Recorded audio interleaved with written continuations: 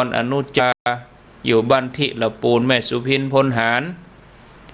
ว่าอันนี้อยู่แม่แฝกก็แม่แฝกกับสันทรายเหมือนกันน่าจะได้นะสันทรายน่าจะได้แม่แฝกคลื่นธรรมะคลายเครียด104ตัวถ่ายทอดออกไปพระคุณเจ้าท่านสาธิตธีระปัญโยต่อไปก็มีโยมนิดหน่อยแสนอ้ายอรพินใจสิทธิกรแม่บัวผินศูนย์ทรเวทโยมนิดหน่อยแสนอ้ายเข้ามาหลายคนหลายท่านขออนุโมทนาตัวเองก่อนเนาะตักญาติโยมตังเฟซบุ๊กโอ้ตังโทรศัพท์ก็โทรเข้ามาเนี่ยว่าจะได้ดีเจริญพรนมัสการเจ้าว่าจะได้อันยังว่าเทศยังหยุดไปหากวางเลยหน่อยมาโหกีกติดอ่ะก็เทศนี่อยู่ล้อแม่ไม่ได้ไหนโหเทศอยู่เนี่ยกำลังเข้ารายการออกแล้วกะเดือนนี้ไม่ใช่ก็ขึ้นข้าสิโหกอ่ะ96ก็ไหลมา104เพกะไม่ได้ไม่ได้104แล้วกะแม่อยู่ที่ไหนไม่อยู่สารปีโหโดไม่เคยแลกไปไหลมากะไหลมาเพกะก็มาฟังกับแวกับได้ยินอย่างมีแล้ว96มีแล้วก็6มีแล้วกะมีแล้วก็ตึงบอกว่าร้านก๋วยเตี๋ยวปี๊ดก็ไปสั่งข้าวผัดเอาอย่าไอ้ว่าถ้าพอมันมาก๋วยเตี๋ยวนั่นน่ะมันเส้นดีก็ไปยืนเป็นปีน่ะไปยืนเป็นปีหน้าร้านก๋วยเตี๋ยวสัญยงนั่นน่ะมันได้วันเช็ดที่ไหนก็จะก็ออกอยู่เนี่ยแม่ก็ออกวิทยุเนี่ยกะ104เนาะก็104ไฟหินเนี่ยกะมีตึงวันเนาะก็ตึงวันกะโคตึงวันกะก็ฟังถ้าสิ6เป็นอย่างว่าใจเราเปิดใจเราปิดไปเลยจะโทรถามกูก็เหมาะนี่ปะพระตรวจใกล้แจ้งแถมแล้วแน่แกไปเดี๋ยวได้แม่จนถึงมันนั่นแกซึ่งมันสูงกันเนาะก็ไหลมาลูกไหลแหละจะใหญ่ๆเนาะไม่ต้องรอช้าเป็นรอช้ารอกล้วยเนี่ยอย่างไหลมากะจะอันนี้อย่างมันเจ้าท่านน้องกูเนี่ยหมดดีเจ้าหมดก็ฟังไปอยู่หันท่าเลยเนอะเจ้าเปิ่นหมูเนาะก็มีหลายสายนะเนี่ยญาติโยมอินดูคนเท่าเดี๋ยวขอแฮมกัมอินดูเปิ่นแต่บางคนเปิ่นก็บ่ฮู้ก็เดียวกันเนอก็เป็นเนี้ยก็จะตอบคำถามไปอย่างเงี้ยนะศรัทธาญาติโยมก็ท่านอาจารย์ไปษาตัวนะครับท่านอาจารย์พระมหาสิทธิชัยสบายดีนะครับอาจารย์ด็อกเตอร์มจรแปะอาจารย์เจริญปอนอย่าโทรผิดเจ้าโทรผิดไปเหรอนั่นจบข่าวไม่เป็นไรอยู่ที่ไหนนั่นจบข่าววางไปตัวเรียบร้อยเลยเป็นอย่างแล้วปิดโทรก่อนเนาะปิดการโทรไว้ตะอีก่อนก็3 โมงเช้าก็มีตึงโยมมีตึงพระคุณเจ้าเข้ามานี่ครูบาอาจารย์พระสงฆ์มหาเถระพระเถรานุเถระหลายตนหลายองค์เข้ามาท่านอาจารย์พระมหาสิทธิชัยนี่ปริญญาเก้าก่อนเนี่ยปริญญาเก้าก่อนนะปริญญาเอกไปปฏิบัติวิปัสสนาที่วัดพระธาตุเจ้าสีจอมตองด้วยกันก็ยังก็เติงหาอยู่นะครับอาจารย์ท่านมหา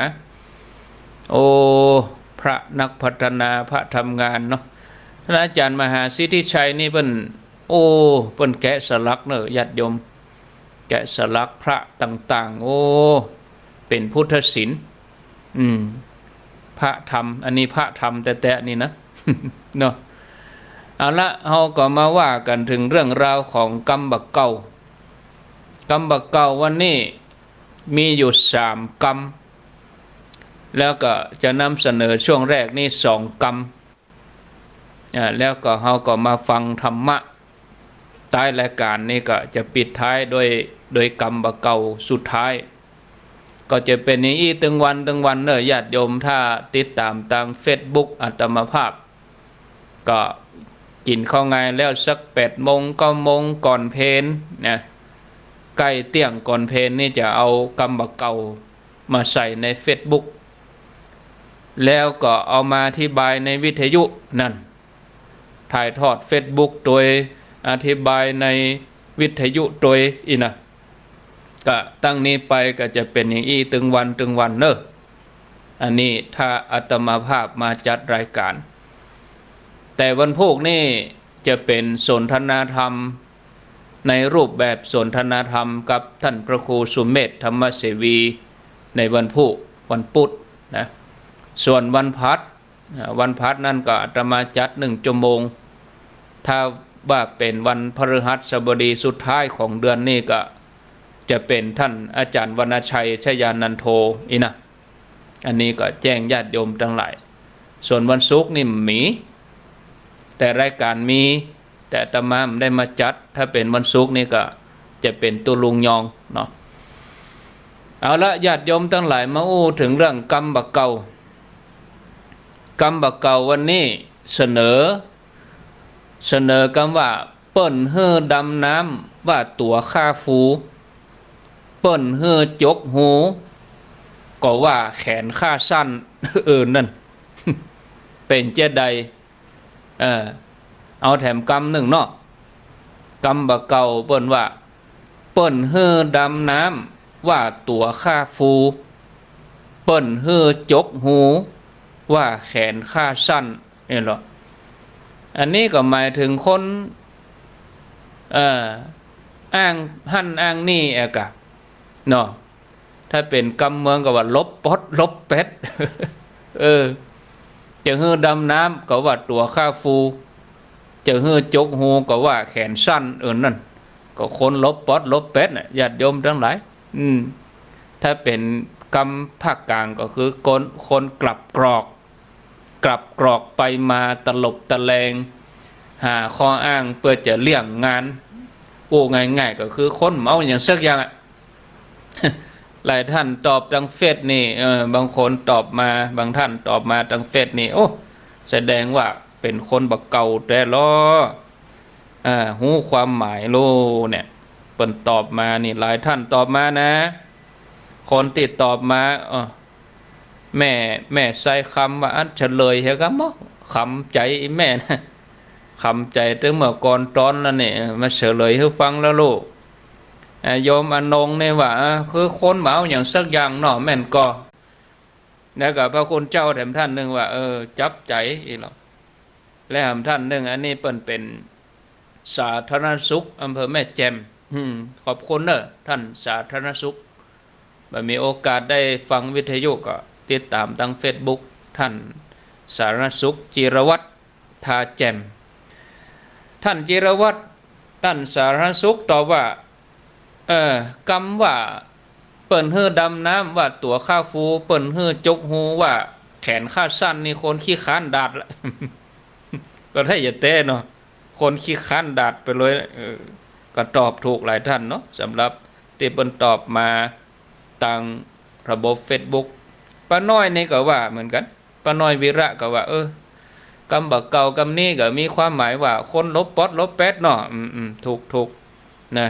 อนุโมทนาคนเอาอย่างสักอย่าง แถมคนหนึ่งนี่เขาจะว่าดีกำว่าดีนี่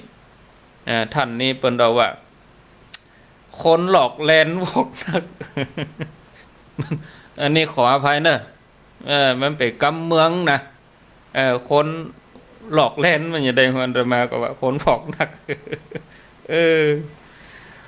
แหมท่านหนึ่งเจอว่าผินอินใจไหวสาครับเปิ้นว่าข้ามน้ำพอคนไปก่อนก็ถูกต้องเหมือนกันอันนี้ก็คนละความหมายไปก็แล้วแต่โยมเขาจะตีความหมายเนาะเปิ้นว่าเปิ้นเฮือดำน้ำว่าตัวข้าฟูเปิ้นเฮือจกโฮว่าแขนข้าสั้นก็คือคนอ้างหั่นอ้างนี่เนี่ยญาติโยมโอ้ง่ายคือคนขี้ค้านน่ะเนาะแล้วก็ถ้าเขาจะเทียบกับสำนวนไทยกลาง สำนวนไทยกลางก็คือมะกอก3 ตะกร้าปลาไม่ถูกคำว่ามะกอก3 ตะกร้าปลาไม่ถูกคือเอาหน่วยบกกอกเนี่ยหน่วยบกกอกที่เราใส่น้ำพริกตาแดงนี่นะหน่วยบกกอกที่เราเอาใส่ซาพักนี่นะเอามาใส่ถึง3 ตะกร้าล่ะแล้วก็เอาขว้างก็ยังมันถูกเตื้อดูเสี่ยงบกกอกถึง3 ตะกร้าก็ยังมาถูกเตื้อก็แสดงว่าใจมันได้นะอันนี้คือความหมายของกรรมนี้ศรัทธาญาติโยมนะตรงกับภาษิตภาคกลางนะมะกอก3 ตะกร้าปลาไม่ถูกหรือว่าท่านใดจะขยายความเพิ่มเติมนักกว่านี้ก็เดี๋ยวเจิญโทรศัพท์เข้ามาเอากรรมที่ 2 ขออภัยเนาะกรรมที่ 2กรรมที่ 2นี่บอกว่ากิวปูกิวดอยพอหันกิวค้นพอบหันคำว่ากิวนี่คือมันขอดอย่างลำปางนี่เนี่ยเขื่อนกิวคอหมากิวล้มเนี่ยกิวนี่คือมันขอดตอกสั้นมัดติกิวซิวสั้นเพิ่งก็จะมีกำเมืองนะตอกสั้นมัดติกิวอันนี้คือติกิวก็คือติมันขอดมันแบบใหญ่แต่ได้มันขอดอยู่หั่นมันกิวอย่างคอคนเฮาเนี่ยคอมันกิวเนี่ยอันนี้คำบอกเก่าว่ากิวปูกิวดอยพอหันกิวค้นพอบหันอันนี้ความหมายอย่างใดคือคนเฮานี่ญาติโยมโจกวาสนาของคนนี่บ่มีภัยหู้ล่วงหน้าได้นะก็คือเรื่องของโจกเรื่องวาสนานี่เฮาก็จะไปแข่งขันกันไปทำมาหากินมันโจกไผบุญมันนี่เนาะคนบางคนก็ทำแต่เน้อเป็นจะได้เปิ้นถึงบ่ได้บางคนก็จับนะจับของเปิ้นแต่บุญเปิ้นมีแต่คนอื่นนี่ทำแต่ทำว่าแต่คนที่เปิ้นมีบุญนี่นะโอ้เนี่ยกิวคนนี่ไผพอมาหันแต่เนอะกิวดอยนี่พอหันนะพอโอ้ดอยนั่นมันกิวรู้แล้วก็คนเฮานี่บางทีบุญวาสนาของเปิ้นมีเนาะศรัทธาญาติโยมทั้งหลายทีนี้ก็ถ้าจะไปเทียบกับภาษาไทยกลางหรือว่ากรรมไทยภาคกลางนี่เปิ้นก็ว่าช่องขึ้นวางมองเขาเห็นโชคลาภวาสนามองไม่เห็นนะถ้าเป็นกรรมไทยนะช่องที่ขึ้นวางเขาเนี่ยกิวดอยเนี่ยเขาพอหันเขาจะขึ้นอย่างใดดอยนี่มันกิวตะใดเขาก็ขึ้นตะติมันกิวฮะนะมันบ่สูงหรอกดอยเนี่ยแต่มันกิวฮะนี่นะมันสูงเขาอยู่ไกลๆเพราะหรอกดอยมันกิวฮะนี่โอ้เขาก็ขึ้นไปดังนั้นนะเนี่ยโชคลาภของคนเฮานี่พอบหันแต่คนจะได้ก็ได้คนจะมีก็มีเนาะศรัทธาญาติโยมทั้งหลายบางทีไม่สอดตากวยแค่และหน่วยเดียวอันนี้ศรัทธาเป็นกรรมบักเก่าที่นำมาอู้ให้ญาติโยมท่านสาธุชนทั้งหลายได้ฟัง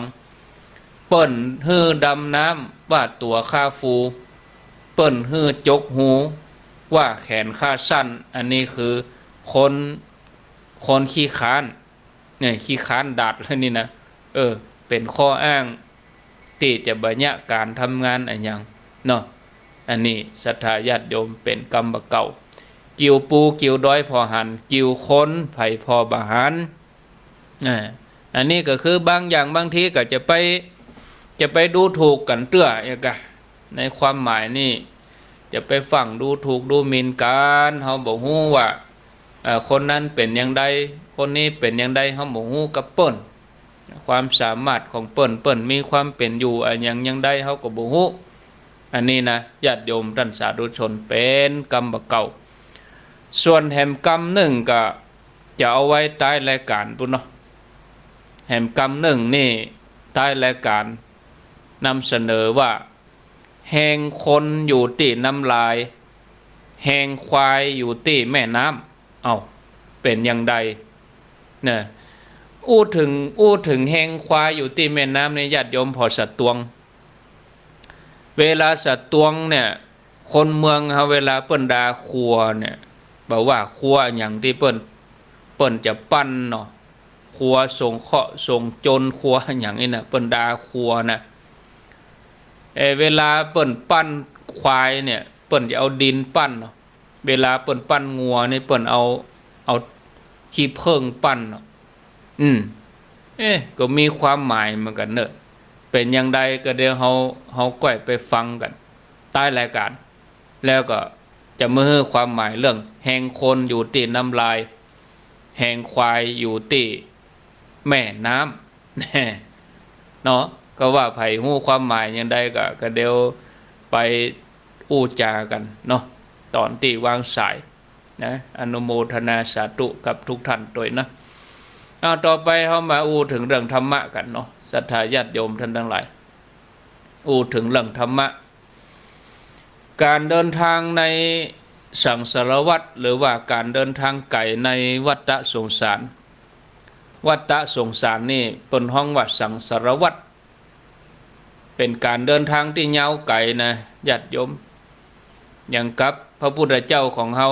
ตอนที่พระองค์เปิ้นได้ปั่มเป่งเป็นโพธิสัตว์เจ้าปั่มเป่งปารมีเปิ้นก็เดินทางในสังสารวัฏนี้อย่างหมู่เฮาเจ้าข้าศรัทธาตั้งหลายก็เดินทางในสังสารวัฏนี้ก็เป็นเวลาที่ยาวไกลพอสมควรเนาะเมื่อถึงประเด็นนี้เฮาได้จัดจันเกิดมาเป็นมนุษย์ได้เกิดมาเป็นคนจัดหนึ่งถึงเวลาเฮาก็จะต้องจากโลกนี้ไปเหมือนกันหมดทุกคนเนี่ยบ่เหลือภัยสักคนเลยยังเคยที่ญาติโยมทั้งหลายว่าเนี่ยแหม30 ปีไปหน้าเนี่ยคนรุ่น2499ลงไปนี่จะบ่ค่อยมีละอย่างก็คือเฮานับเอา2,500คนรุ่น2,500เอา2,500นี่ประเด็นนี้เปิ้นก็อายุ63เนาะเฮานับ2,501 2,502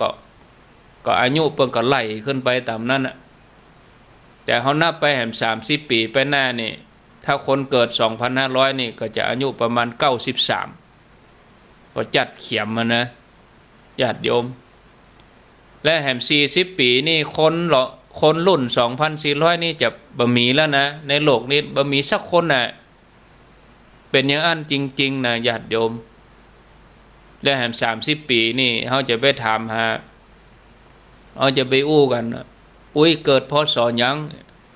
เกิดพศ2,500อายุ93เฮาลองถอยหลังไป30 ปีแล้วก็ขึ้นไปตั้งหน้าแหม30 ปีพอญาติโยมเด้อเนี่ยถ้าเฮาเกิดอย่างนี้ได้เนี่ยเฮาควรจะทำปัจจุบันให้ดีที่สุดในตอนที่เฮายังมีลมหายใจอยู่เนี่ยในตอนที่เฮายังรับรู้ทุกสิ่งอย่างเฮามีตามีหูเนี่ยเฮาพอจะทำได้ก็ทำญาติโยมเวลาไล่ก้นเฮาไปติ๊กเผลอกำเดียวเนี่ยจะเกิงปีแล้วเนี่ยญาติโยมเดือนนี้เดือนที่5เดือนหน้าเดือนที่6ก็เกิงปีแล้วปีหนึ่งนี่มี12 เดือนเนี่ยเดือนหน้านี่เดือนที่6แล้วนะถ้าเข้าเดือนมิถุนาก็ค้างแหมเดือนเดียวเข้าวสาแหมแล้วเข้าวสาแล้วญาติโยม6 กรกฎาเข้าพรรษาเนี่ยญาติโยมจะไปมัวเมาประมาทเนอะอันยังที่ควรทำก็เข้าใจเห่งทำเสียจะไปมัวเมาประมาทสืบผูกสืบหือจะไปขี้ค้านนะกึดใจได้ก็ทำนะญาติโยมเฮาจะต้องเดินทางในวัฏสงสารนี่แฮมจะกี้จัดบ่ฮู้เนาะเฮาจากโลกนี้ก็เหมือนเฮาย้ายที่ย้ายภพย้ายภูมิอดีตชาติเฮาก็ว่ากันนะถ้าเฮามีบุญเฮาก็ได้เกิดมาเป็นคนแต่เมื่อเฮาได้เกิดมาเป็นคนชาตินี้เฮาก็ควรจะทำความดีสร้างบุญสร้างบารมีไว้เพิ่มเติมบุญเก่าถึงวันนี้เฮาก็กินของเก่าไปติ๊กๆเนาะ กินของเก่าบุญก็เสี่ยงไปแล้วเฮาจะได้บัดสร้างบุญใหม่เพิ่มเติมนะติเฮามีชีวิตอยู่ได้สะดวกสบายเฮาบ่ต้องวิตกกังวลอันหยังก็เป็นเพราะบุญเก่าทั้งนั้นน่ะญาติโยมเนาะเฮาก็จะต้องเสาะแสวงหาปัจจัย4มาเลี้ยงชีพบุญกุศลที่เฮาทำไว้ดีแล้วนี่เปิ้นก็จะเป็นเสบียงติดตัวเฮาไปฉะนั้นญาติโยมท่านสาธุชนทั้งหลายบุญก็เลยเป็นสิ่งสำคัญวันนี้เฮาเกียรติฮื้อไผเฮาด่าฮื้อไผก็เป็นบุญแล้ววันนี้เฮาอาฆาตพยาบาทไผเฮาแปลงใจของเฮาจุ่มเย็นก็เป็นบุญแล้วญาติโยมเนาะคนขี่รถตัดหน้าเฮาแจ้งบดาก็เป็นบุญแล้วเฮาได้เอาอาหารไปเติมตู้ปันสุกก็เป็นบุญแล้วเฮาใส่บาตรเฮาได้ไหว้พระเนาะอันเนี้ยบุญทั้งนั้นญาติโยมทั้งหลายแม้กระทั่งการให้อภัยก็เป็นบุญเนาะอภัยทานเนี่ยนะบุญนี่ญาติโยมทั้งหลายเป็นความสุขหรอเป็นความสุขเป็นความสำเร็จเมื่อเฮายังมีลมหายใจอยู่เฮาก็จะต้องสร้างไปเนาะสร้างความดีไปทุกลมหายใจจะไปให้ได้ขาดเนาะตราบใดที่เฮายังหายใจอยู่เฮาก็จะไปให้ขาดหายใจทุกอย่างหายใจเข้าก็เป็นบุญหายใจออกเป็นบุญทุกขณะจิตเลยนะญาติโยมทั้งหลายมันปั่มเป่งเนอะคือการรักษาศีลเจริญภาวนาทำไปพร้อมกันเพื่อบุญของเฮาจะได้เพิ่มพูนทุกวินาทีทุกวันทุกคืนญาติโยมทบทวนมาใดสิ่งที่เฮาได้เนี่ยได้ทำเฮาก็จุ่มใจม่วนใจเนี่ยการทำนั่นก็เป็นการสร้างปรมีเป็นสิ่งที่ดีเป็นมงคลเนาะศรัทธาญาติโยมคนที่เปิ้นมีบุญนี่เปิ้นภาธนาอันหยังก็จังสำเร็จนะญาติโยมท่านทั้งหลายภาธนาอันหยังก็สำเร็จนะเฮาก็ได้ปะได้หันกันบ่อยๆเนาะเนี่ยบางคนบางท่านบ่ได้ประสบด้วยตัวเองนี่ก็อาจจะบ่เชื่อแต่คนที่เปิ้นเคยประสบด้วยตัวเองนี่เปิ้นเชื่อจะเสี่ยงก็มีมานะเพิ่มเติมเข้าไปหลายเต่าทวีคูณเนี่ยบางทีจะเจ็บจะเป็นอย่างน้อยแขวขาดไปบุญนั่นศรัทธาญาติโยมเนาะจะได้เจ็บนักเจ็บน้อยเนี่ยนะเป็นความอัศจรรย์ของบุญเหมือนกันนะเนี่ยด้วยผลบุญที่เขาทำเนี่ยบางทีก็เกินขาดในขณะที่บางคนเนี่ยเขาบกเสี่ยงเป็นเทียนอ่ะก็เนี่ยการตั้งเมื่อนุ่มจนหอดบะเดียวเนี่ยเป็นจะได้บ่ได้อยู่สบายก็เปิ่นก็บางทีมันอย่างเดียวบ่พอนะต้องมีบุญด้วยนะญาติโยมบางคนนี่เอาปากกามาเขียนหั่นเขียนนี่อย่างโยมเขาตั้งหลายพอละอ่อนบะเดียวเนี่ยเขาซ่อสตางค์ก็เขาก็ค่อยเอาเต็มหมู่ในโทรศัพท์มันน่ะญาติเอาเต็มหมู่นั่นเดี๋ยวก็ได้สตางค์ก็ยังมาง่ายอันแต่ว่าแต่ก่อนเขาว่าเงินนี่เหือบ่ย่อยหน้าตึมได้แต่ละอ่อนบะเดียวนี่เขาเก่งนะขายครัวทั้งอินเทอร์เน็ตขายยังขายเนี่ยก็ได้เงินได้ทองให้เขาเนี่ยแล้วก็ต้องมีบุญเสริมตัวเนี่ยศรัทธาญาติโยมทั้งหลายบางทีคนทำงานทำแต่ทำว่าเนี่ยผลได้ก็ตีได้มาก็บ่คุ้มก็มีเพราะว่าบุญบ่มีนะบางทีก็บ่เป็นที่น่าพอใจบางครั้งบางทีก็ล้มเหลวไปก็มีสิ้นเนื้อประดาตัวอันเนี้ยศรัทธาญาติโยมบางทีเฮาพิจารณาพอนะถ้าว่าบุญส่งผลเนี่ยนะญาติโยมนะความสุขความสำเร็จก็จะเกิดขึ้นเนี่ยยังก็สำเร็จในภาษิตทางพุทธศาสนาเป็นว่าสุโขปุญญัสสะอุจจโญการสั่งสมบุญนี่นำความสุขมาให้ก็ตึงแต่จิตที่กึศจะให้เนี่ยญาติโยมยิ่งใหญ่กว่าจิตที่กึศจะเอาถ้าเขาจะให้เปิ้นเขาจะสละให้เปิ้นเนี่ยใจมันปองเนาะใจมันฟูใจดีศรัทธาญาติโยมเวลาคนได้รับผ ผู้ให้ย่อมเป็นที่รักมันก็ศรัทธาญาติโยมตั้งหลายอันเนี้ยเพราะอนุภาพของบุญเนี่ยดึงดูดทุกสิ่งอย่างมาสู่ตัวญาติโยมเขาเหมือนกับแม่เล็กขนาดใหญ่นะแม่เล็กขนาดใหญ่นี่ดูดอย่างต่างๆฮะเนี่ยด้วยแรงบุญศรัทธาญาติโยมคนที่เปิ้นสั่งสมบุญเป็นประจำนี่บ่มีวันตกต่ำนะญาติโยมนะบ่มีวันตกยากมีแต่เจริญยิ่งขึ้นไปเขาคงจะจำอุบาสกคนหนึ่งในพระพุทธศาสนาได้ญาติโยมอุบาสกท่านนี้ก็ชื่อว่าอนาถปิณฑิกเศรษฐีโอ้อันนี้เป็นเตะเป็นว่าในต่างพุทธศาสนาถ้าว่าญาติโยมเขาบ่ฮู้จักอีกก็จบข่าวนางวิสาขาอย่าฮู้จักก็นะอุบาสกอุบาสิกาในพุทธศาสนาถ้าไผฮู้จักอนาถปิณฑิกเศรษฐีก็จบข่าว เนาะอนาถปิณฑิกเศรษฐีนี่ญาติโยมคงจะเคยได้ยินถ้าว่าเฮาเคยได้ยินแล้วก็เฮาฮู้จักวัดพระเชตวันก่อนวัดพระเชตวันนี่นายอนาถปิณฑิกเศรษฐีนี่เปิ้นเป็นคนสร้างดูเป็นคนแปลงนะศรัทธาญาติโยมเนี่ยไอ้นี่ตลอดชีวิตของนายอนาถปิณฑิกเศรษฐีนี่บ่มีวันใดนะที่จะว่างเว้นจากการทำความดีนะคือทำความดีทุกขณะจิตของเปิ้นเลยตื่นเจ้าขึ้นมาก็เป็นว่าได้บุญเนาะจัดแจงบอกคือคนใจเกียมครัวเกียมหยังใส่บาตรทำบุญเนี่ยบางทีตั้นก็เดินไปวัดพระเจตวันเองเลยไปถวายเข้ากับภิกษุสมณเณรไปฟังธรรมเมื่อแรงไปตรวจตราน้ำปานะของเกี้ยวของฉันถวายพระสงฆ์องค์เด่นสองมือของท่านนี่ก็จะมีของติดไม้ติดมือไปวัดทุกครั้งบ่เคยไปวัดมือเปล่านะท่านอนาถกับนางวิสาขานี่ญาติโยมสั่งสมบุญกันต่อเนื่องบ่เคยขาด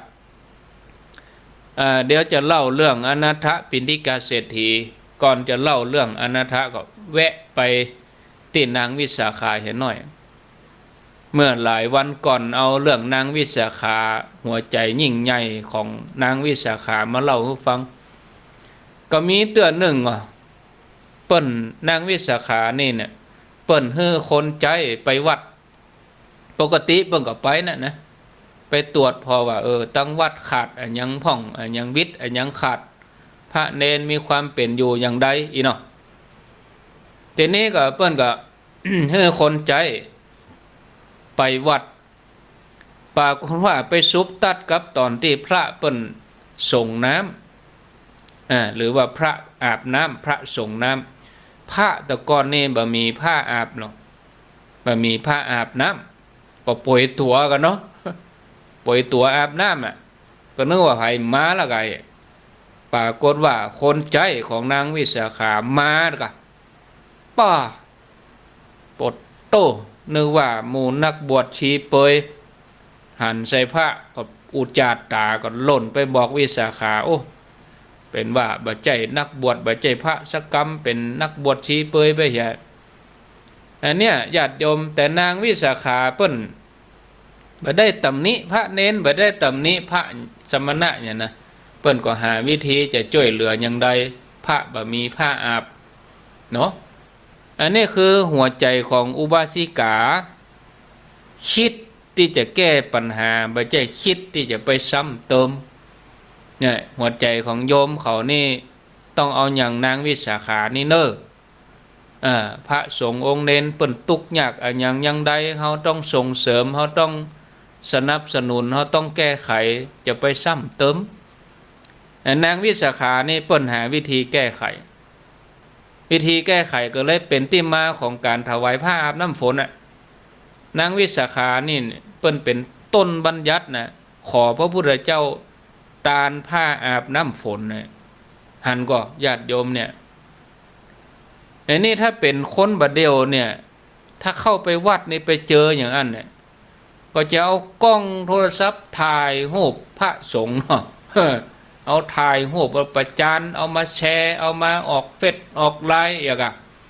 แอบถ่ายอย่างอะเนาะ แอบถ่ายพระ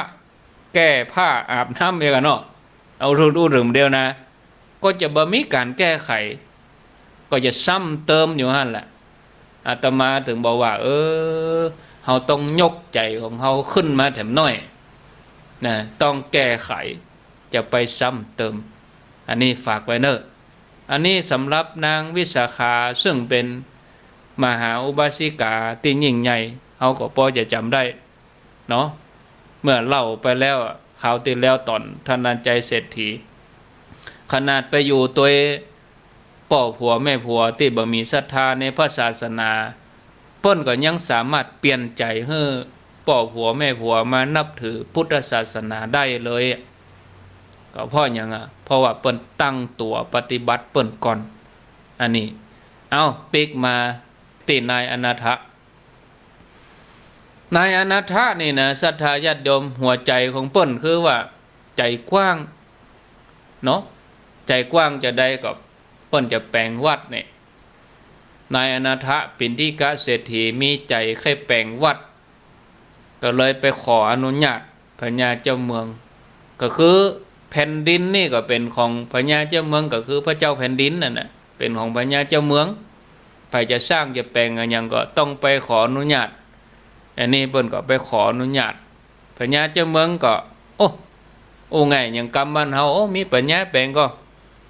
แน่จริงก็เอาคำมาปูเอาหน่อยได้ตัวใดก็แปลงวัดตัวอันเตอจะใครได้ตีตัวใดนะก็เดี๋ยวมาเล่าต่อเนาะสัปดาห์นี้เป็นสัปดาห์หับโทรศัพท์ขั้นรายการเจริญปน ธรรมสการเจ้าจากตังใดท่านจัดอยู่ที่ไหนเจ้าบ่ได้ที่ไหนจัดที่104.5เนาะ104.5สำนักงานเจ้าไล่ไปปุ้นกะยมอยู่ไหน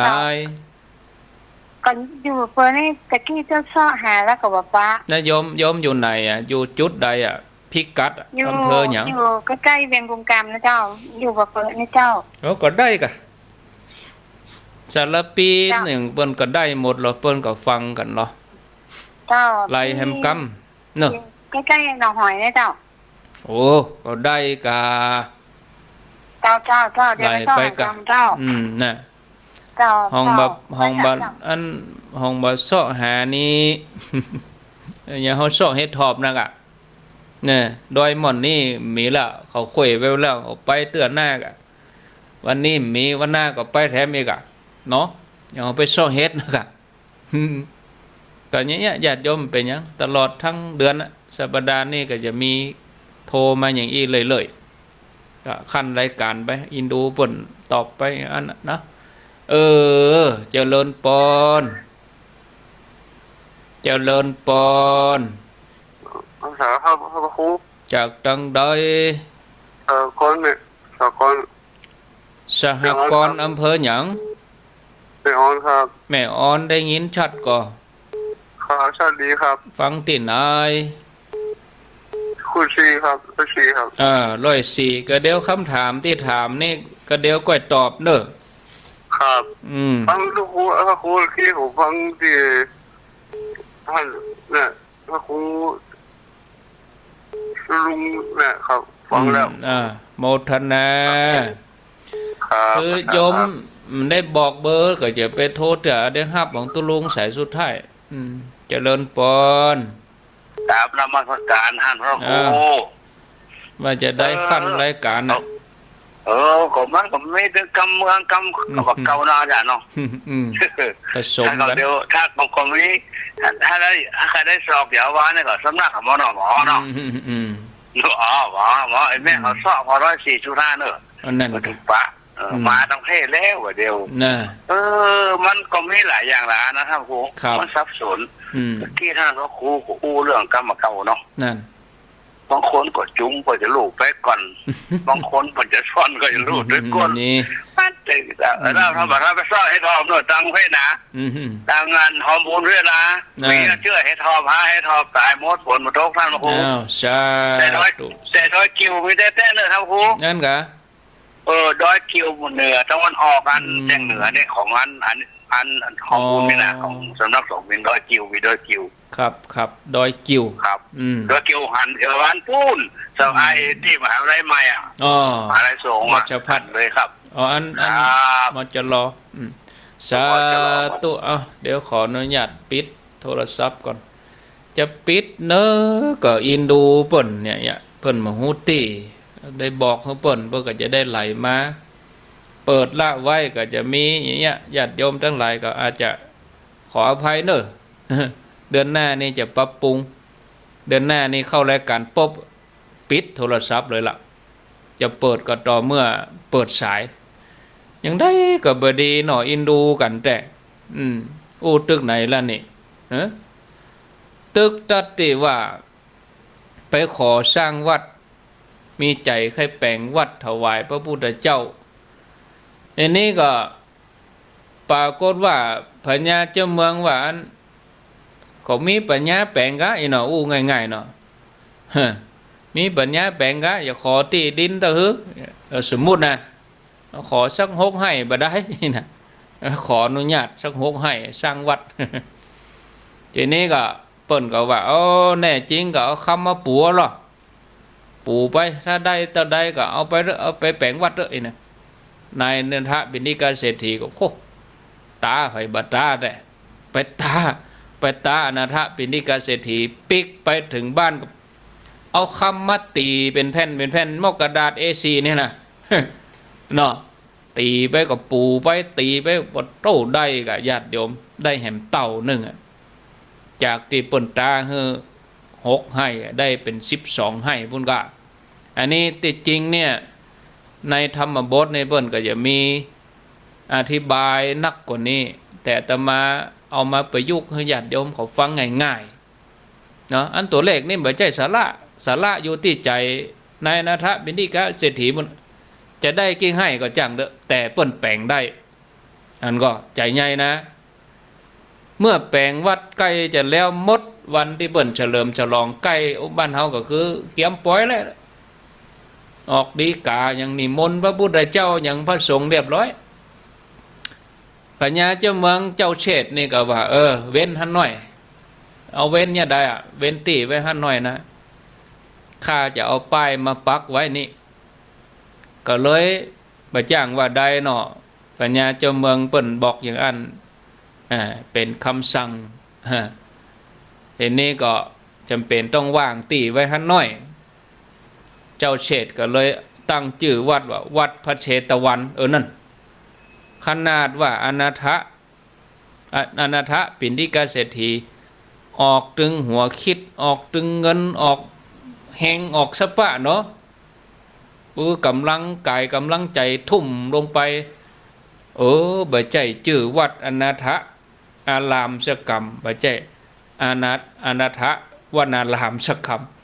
เป็นว่าวัดพระเชตวันมหาวิหารชื่อเจ้าเชษแล้วถามว่านายนาถะนี่น้อยใจก็บ่น้อยใจหรอกว่าเป็นอย่างบ้านเฮานี่มีชื่อรุ่มเข้าวัดแห่มซ้ำ แต่นายนาถะนี่บ่มีชื่อนะขนาดเพิ่นแปลงวัดแท้ๆนะเพิ่นบ่น้อยใจเพิ่นก็ยังไปวัดอยู่ไปวัดพระเชตวันไปบ่อยที่สุดเลยนะมาเจ้าไปใส่บาตรมาแรงไปฟังธรรมนายนาถะนี่นะที่ยกตัวอย่างนี้ขึ้นมาก็คือเขาพอใจของนายนาถะคือความใจกว้างแล้วก็เป็นการมองการไกลของเปิ้นนายนาถะนี่นะเพราะว่าเมืองสาวัตถีนี่นายอนาถะไม่ใช่คนเดียวหรอกที่เป็นเศรษฐีนี่พญาเจ้าเมืองเปิ้นแต่งตั้งเฮ้อก็อย่างเชียงใหม่เฮานะก็ศาลาที่ไหนช่างที่ไหนมีเงินอย่างวัดหมื่นเงินของอย่างวัดนั่นวัดนี่ก็ที่วัดนักก็เพราะว่าเศรษฐกิจบ้านเมืองดีมีเศรษฐีเปิ้นมีใจเพื่อก็เอาแปลงวัดเพื่อก็ตั้งชื่อของเปิ้น ตามชื่อวัดนั่นวัดนี้วัดช่างทองวัดช่างคล้อง วัดศาลาเนาะเราสังเกตในเวลาไปอ่านประวัติแต่ละวัดเนาะก็จะมีวัดประจำเศรษฐีขหบดีเมืองนั้นแขวงนั้นเมืองนั้นอีนะเขตนั้นอีนะอันนี้ก็เหมือนได้กันนายอนาถปิณฑิกเศรษฐีเปิ้นแปลงวัดขึ้นมาก็บ่ได้ใจชื่อวัดอนาถสักคำเป็นชื่อวัดเชตวันอันนี้เป็นการมองกันไกลเนอะศรัทธาถ้าสมมติว่าไปตั้งชื่อว่าวัดอนาถวนารามเนาะสมมติเสียงเจนของอนาถแล้วลูกหลานบ่ซื้อไปได้เนี่ยใดอ่ะวัดก็มองอะกะเปิ้นเอาชื่อวัดเชตวันเฮ้อเป็นชื่อพญาเจ้าเมืองคือเจ้าเชษเนี่ยก็คนถึงเมืองก็ต้องไปอ่ะญาติโยมทั้งหลายดูแลวัดอุปถัมภ์ดูแลวัดโอ้อันนี้เป็นการมองกันไกลยังดีที่สุดเลยถามว่าเปิ้นน้อยใจก็บ่น้อยใจดูออกเงินด้วยสร้างด้วยออกแหงด้วยคิดใจสมองด้วยถึงเวลาจะสร้างวัดแล้วบ่ได้ตั้งชื่อวัดชื่อตามเจ้าภาพซะครับอันนี้เปิ้นก็บ่น้อยใจเปิ้นบ่ใจหวังเพียงแค่บุญปัจจุบันโดเปิ้นบ่ได้หวังเพียงแค่คือคนยกย่องสรรเสริญในปัจจุบันอย่างเดียวหรอกเปิ้นหวังไปถึงจัดหน้าบุญนี่อย่างหมู่เฮาตั้งหลายก็เหมือนเดียวกันทำเนี่ยอย่าหวังแต่ปัจจุบันชาติอย่างเดียวนะเฮาต้องเพื่อเฮาต้องทำหวังใจไว้เพื่อจัดหน้าบางคนว่าโอ้ไปหวังอย่างจัดหน้าท่านพระครูเอาวันนี้อิ่มก็เพราะไปได้จะได้ญาติโยมมีวันนี้เสี่ยงวันนี้กินวันนี้เสี่ยงหมดแล้ววันพุธจะเอาที่ไหนมากินเนาะวันนี้วันที่26วันพุธก็ต้องมีกับวันที่27มีวันที่27แล้วก็ต้องมีวันที่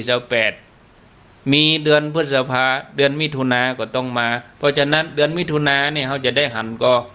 ไปแน่จะได้ก็เหมือนเดียวกันนะจัดหน้าก็มีนะเดือนหน้าก็มีปีหน้าก็มีอันนี้ศรัทธาญาติโยมทั้งหลายแปลงใจยังกับนางวิสาขาที่เปิ้นบาทิ้งธุระพระศาสนามีปัญหายังแก้ไขบ่ซ้ำเติมบ่สั่นคลอนความศรัทธานายนันทะปิณฑิกเศรษฐีนายนันทะปิณฑิกเศรษฐีนี้มีความมั่นคงในพุทธศาสนาใจนักแน่นบ่สั่นไหวเนาะญาติโยมท่านทั้งหลายอันนี้ฝากไว้พอเวลาแล้วชั่วโมงพอดีโอ้เว้ยแต่เดี๋ยวก็มาว่าต่อมาเล่าเรื่องต่างๆให้ฟังต่อเปลี่ยนบรรยากาศเนาะญาติโยมใครโทรก็โทรแต่ก่อนจะโทรนี่เดี๋ยวปัญหาของที่โยมถามตะกี้เนี่ยก็อาตมาว่าจะเอามาอู้ออกอากาศดีก็ความจริงก็มันเป็นปัญหาส่วนตัวแต่ว่าโยมก็ว่าท่านพระครูเอาตอบออกอากาศกำเนิดก็บ่ฮู้เน้ออันนี้เจตนามันได้ว่าคือไผอย่างใดโยมถามว่ากรณีคนไปวัดนุ่งขาวห่มขาวแล้วไปวัดจัดดีปิกมาด่าผัว จะเป็นอย่างใดครับอีกวะ ไปวัดแล้วปิกมาด่าผัวนั่นอันนี้ก็จะต่อว่าต่างกรรมต่างวาระเนอะอันที่เปิ่นไปวัดนะก็เป็นเรื่องของเปิ่นไปนะแล้วอันที่ปิกมาแล้วมาด่าเนี่ยเขาใหญ่ๆให้เปิ่นด่าลูกขวายก็ห้องลูกตั้งเหม่ไปวัดแล้ว ปิกมาตะวันเกิงฟ้าตะวันบดโตยังบดลูกเด้อก็โดนด่าก็เหมาะสม ก็ไม่จ้างว่าได้แหละอันนี้ก็แล้วแต่เนอะญาติโยมทั้งหลายแต่สำคัญก็คือว่าอันนี้คือเตือนสติสองอย่างเตือนสติถึงสองฝ่ายเลยฝ่ายโยมแม่ยิงก็เฮาอุตส่าห์นุ่งเขาไปวัดไปว่าเฮาสะอาดแล้วคือสะอาดกายวาจาใจจะไปอย่างนั้นเปิ้นจะว่าคือเฮาแต่เปิ้นก็จะดูถูกว่าโอ้ไปวัดมันก็ระยะรู้บ่ได้ลดกิเลสอะไรอย่างสักน้อยนะแล้วก็เหมือนอย่างโยมที่โทรมาวันก่อนที่บอกว่าเฮาไปวัดไปทำบุญปิ้งมาเขาว่าเฮ้อน่ะจ้างเขาเตอะโยมเฮาทำก็เป็นเรื่องของเฮาไปเขาว่าก็เป็นเรื่องเขาแต่ถ้าเฮาไปเดือดไปว่าเขาเนี่ยเฮากันน่ะโยมกันน่ะเอามาต้องว่าอย่างนะดักไว้เนอะ แล้วก็ตัวพ่อใจเองก็นะเขาก็จะเป็นแย่ใหญ่อะก็เขาทำเขาต้องอนุโมทนาด้วยเขากะเปิ่นไปวัดหรือเปิ่นเอาบุญมาให้เขาดูนะก็ดีแล้วกะเขาจะไปว่าเขากันนี่อย่างอันเนี้ยมันถ้ามันแบบเข้าใจกันมันก็จะมาเป็นอย่างเงี้ยญาติโยมก็จะมีคำถามอย่างเงี้ย หนุ่มเขาไปวัดปิกวัดมาด่าผัวก็แย่ได้หนึ่งเข้าละไว้สูข้าจะไปวัดกำเดียวเนอะเฝ้าให้เข้ากำเนยปิกมาหมอนหนึ่งแห้ง เป็นแน่จะได้มันก็มีพอลูกกำเนยก็เดียวนะพอลูกกำเนยข้าจะไปวัดกำเดียวเนี่ยปิกมาบ่ลูกถึงป่อถึงลูกก็ไปลูกจะได้อย่างนี้ก็ต้องปรับปรุงถึง2 คนนั่นแหละนะที่ปัญหานี่มาก็คือไผบ่ผิดบ่ถูกนะอันนี้เขาก็จะต้องแก้ไขโยมอันเป็นอุบาสิกาเขาก็แก้ไขของเขาปิยวาจาไปวัดแล้วต้องสำรวมเนาะมันอดบ่ได้นะท่านพระครูต้องอดมันได้ต้องอดเนาะกำอันเปิ้นจะว่าของเขานุ่งขาวบ่ได้นะแล้วโยมปัจจัยก็ต้องเพียรทำตัวเองก็กดโยมก็กดมาอยู่ย่ำได้บอกเบอร์แต่เอาเจริญปอนเลย ว่าแต่เจ้าโยมแม่ข้องใจที่ถามวันนั้นคือพระครูสุเมธจ้าแม่ตายถามว่า ที่ว่าพระพุทธเจ้าเกิดปีอย่างท่านนี่ไม่ได้ตอบแม่เลยก็ตอบกันในรายการแล้วรอแม่เพราะวันนั้นแบบมีพระครูสุเมธมาแม่แต่มีแหมตนเรื่องประตอบของโยมแม่ละตอบว่าที่ว่าเปิ่นเสด็จลงในคันตีละกาเปิ่นประสูติมาก็แล้วไปหั่นนะกะเนาะแล้วก็แม่มันนึกถึงเลยแม่ที่ว่าโดนMPโพไม่เคยหัวนุ่งขาวนะอันนี้อยู่ที่ไหนเป็นนึกถึงแม่อยู่ใต้หลวงเพที่แม่นึกถึงวันนั้นที่แม่ถามท่านถามตู้นะจ้าสีลังกาจ้าไม่ได้หัวโมทนาไว้ให้กำลังใจนะเจ้าสันทรายหลวงนี่เปิ้นยังฮับได้อยู่0998366322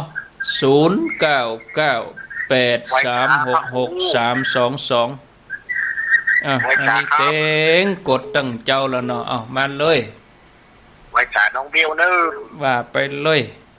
วันนี้แห่งวันหนึ่งหน่อที่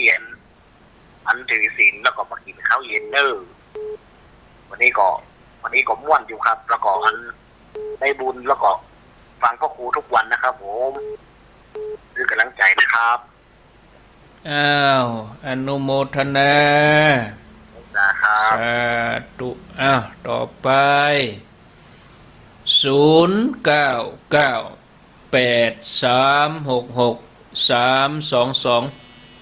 4 โมงกับ 4 นาทีอยู่ด้วยกันต่อเนื่องไปเลย2 ชั่วโมงเจริญปอนมาจากการเจ้ายายพรร่องวัวแดงกับมันห่อนอยู่ไหนกับบ่งัวนะห่อนกายจะไปห่อนใจอยู่แต่หมู่ห่มเก้าไม้เอาน้ำมาสิดมาหดทันก่อนกะยายมันก็ห่อนแล้วนะเอาน้ำมาพึ่แต่หมู่นั่นกะเดี๋ยวเปิดมาแอว